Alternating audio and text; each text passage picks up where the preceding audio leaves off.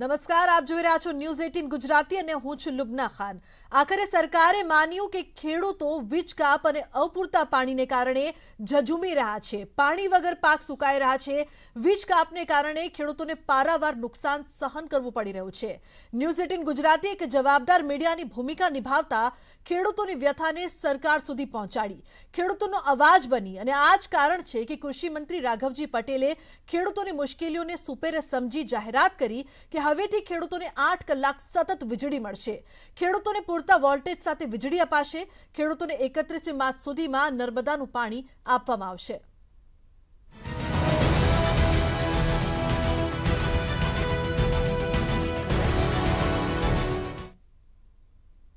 તો જેવી રીતે છેલ્લા લાંબા સમયથી ખેડૂતો પરેશાન હતા પાણી અને વીજળીને કારણે ખેડૂતોને જે નુકસાન થઈ રહ્યું હતું ને ન્યૂઝ 18 ગુજરાતી સતત ખેડૂતોની જે અવાજ છે તે તંત્ર સુધી પહોંચાડવાનો જે પ્રયાસ કરી રહ્યો હતો અને તે પ્રયાસને આજે સફળતા મળી છે, કારણ કે જેવી રીતે કૃષિ મંત્રી રાઘવજી પટેલે જાહેરાત કરી છે અને કૃષિ મંત્રી રાઘવજી પટેલ જોડાયા છે આપણી સાથે આ અંગે ચર્ચા કરવા માટે। સૌથી પહેલા તો સર આપનું ખૂબ ખૂબ સ્વાગત છે અને જે જાહેરાત કરવામાં આવી છે ખેડૂતોને લઈને વીજળી અને પાણીને લઈને તે ખૂબ જ સરાહનીય પણ એટલા માટે કારણ કે હવે તેમની જે સમસ્યા છે તેનો અંત આવશે।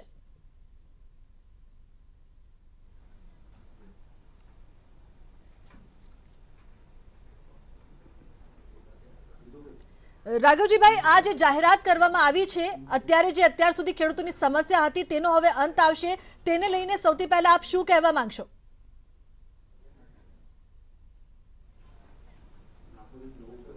છેલ્લા થોડા દિવસોથી સૌરાષ્ટ્ર, ઉત્તર ગુજરાત અને મધ્ય ગુજરાતના ખેડૂતોની ફરિયાદ હતી કે અમને ખેતીકામ માટે અનિયમિત વીજ પુરવઠો મળે છે, વારંવાર લોડ શેડિંગનો ખેડૂતોને સામનો કરવો પડે છે, લાઈનો ટ્રિપિંગ થાય છે અને આના કારણે અમે ખેતીકામ માટે પૂરતી વીજળીનો ઉપયોગ કરી શકતા નથી।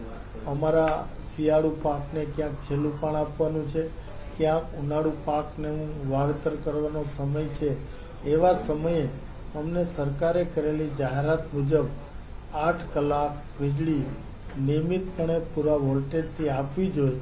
આ વાત મને અને ઉર્જા મંત્રી શ્રી કનુભાઈ દેસાઈને પણ ખેડૂતો ફોન દ્વારા વારંવાર કરતા એના પરિણામે ઉર્જા મંત્રીશ્રીએ તાબડતોબ જરૂરી કાર્યવાહી કરી વીજ પુરવઠાના પ્રશ્ને ઉચ્ચ અધિકારીઓને સતર્ક કર્યા। એના માટે આજે અમારી સાથે મિટિંગ રાખી। હું, પંચાયત મંત્રી બ્રિજેશભાઈ મેરજા, વિપક્ષના સભ્યો ભાઈ શ્રી લલિત કગતરા, લલિત વસોયા, હર્ષદ રીબડિયા, પ્રતાપ દુધાર અને ડૉક્ટર કિરીટભાઈ પટેલ વગેરે સાથે આ પ્રશ્ને ચર્ચા કરી અને ચર્ચાના અંતે ખેડૂતોને 8 કલાક સતત પૂરા વોલ્ટેજથી વીજ પુરવઠો મળશે। કદાચ એમાં ક્યાંય પ્રોબ્લેમ થાય તો 8 ને બદલે 6 કલાક પણ વીજ પુરવઠો ખેડૂતોને મળી રહેશે, એવી અમને આજે મિટિંગમાં ખાતરી પણ આપી છે અને એનો આજથી અમલ પણ શરૂ કરી દીધો છે। બિલકુલ। આપને કેટલા સમયથી ખેડૂતો વીજ કાપ અને પાણી મુદ્દે રજૂઆત કરતા હતા?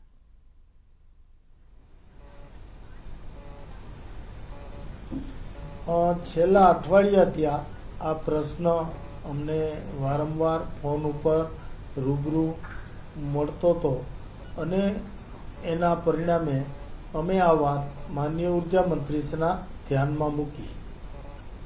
જી બિલકુલ।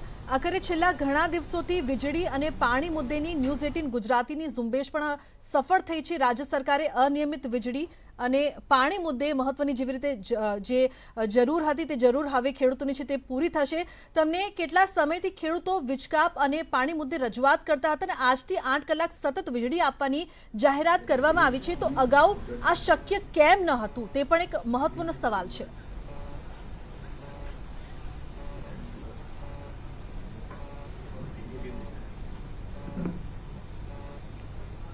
જી, આ મુદ્દે આપ શું કહેશો? અત્યાર સુધી આ શક્ય કેમ નહોતું બન્યું? જુઓ, વીજ તંત્રમાં ક્યાંય વીજ પુરવઠાનો પ્રશ્ન હોય કે ક્યાંય વીજ પુરવઠાની ઘટ થઈ હોય આ બધો વિષય તો ઉર્જા મંત્રીશ્રીનો છે, એને જ આ પરિસ્થિતિની સાચી જાણકારી હોય. હું તો ખેતીવાડી ખાતાનો મંત્રી છું અને ખેડૂતનો પ્રશ્ન છે, ખેડૂતને લગતો આ મહત્વનો વિષય છે, એટલે ખેડૂતોની વાતને મેં વાચા આપી અને માનનીય ઉર્જા મંત્રીશ્રી સાથે આ પ્રશ્ને બેઠક કરી. બાકી આ ઉર્જા ખાતાનો પ્રશ્ન હોવાથી મારી પાસે એની કોઈ વિશેષ જાણકારી ન હોઈ શકે. જી બિલકુલ રાઘવજીભાઈ, આખરે છેલ્લા ઘણા દિવસોથી વીજળી અને પાણી મુદ્દેની ન્યૂઝ 18 ગુજરાતીની ઝુંબેશ પણ સફળ થઈ છે અને જેવી રીતે જે અત્યાર સુધીનું જે નુકસાન થયું છે જે તમામ ખેડૂતોને, કારણ કે છેલ્લા લાંબા સમયથી ખેડૂતોની જે ફરિયાદ હતી તેમને પાકને પણ નુકસાન થયું હતું, પાણી વીજળી પણ નથી મળતી, એ નુકસાની અંગે શું ખેડૂતો માટે કંઈક કામ કરવામાં આવશે?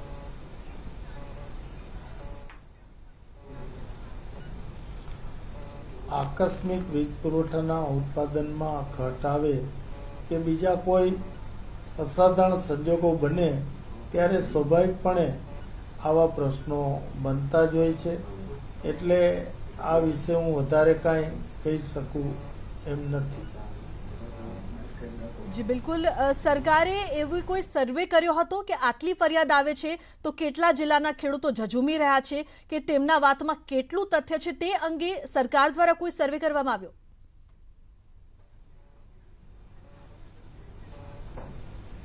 હવે આ વાત તો વીજ મંત્રીના, ઉર્જા મંત્રીના ધ્યાન ઉપર હશે જ.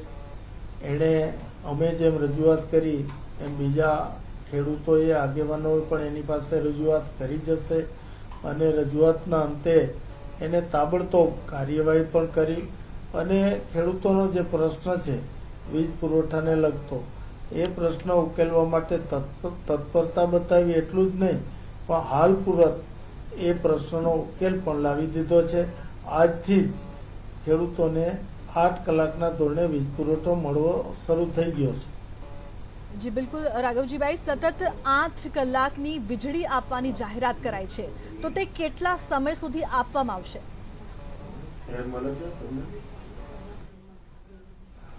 સામાન્ય રીતે ભારતીય જનતા પાર્ટીની સરકારે ખેડૂતોને ખેતી કામ માટે 8 કલાક વીજ પુરવઠો આપવાની નીતિ વર્ષોથી અમલમાં મૂકી છે. કોઈ અસાધારણ સંજોગો ઊભા થાય ત્યારે જ એમાં કાપ આવે છે. એટલે 8 કલાક વીજ પુરવઠો આપવાની વાત છે એ ભારતીય જનતા પાર્ટીએ કાયમી ખેડૂતો માટે જાહેર કરેલી નીતિનો એક ભાગ જ છે.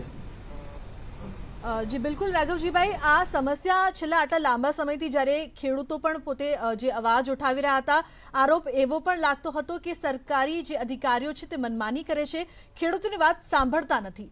આવા અધિકારીઓ સામે એક્શન લેવાશે જેથી ભવિષ્યમાં કોઈ આ પ્રકારની દાદાગીરી ન કરે?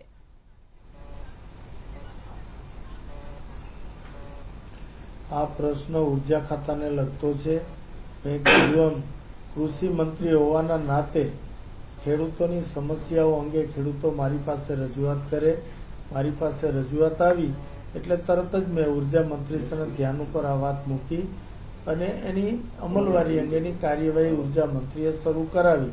પણ ઉર્જા તંત્રના આંતરિક વહીવટ અંગેની મારી પાસે કોઈ જાણકારી હોઈ ન શકે. જી બિલકુલ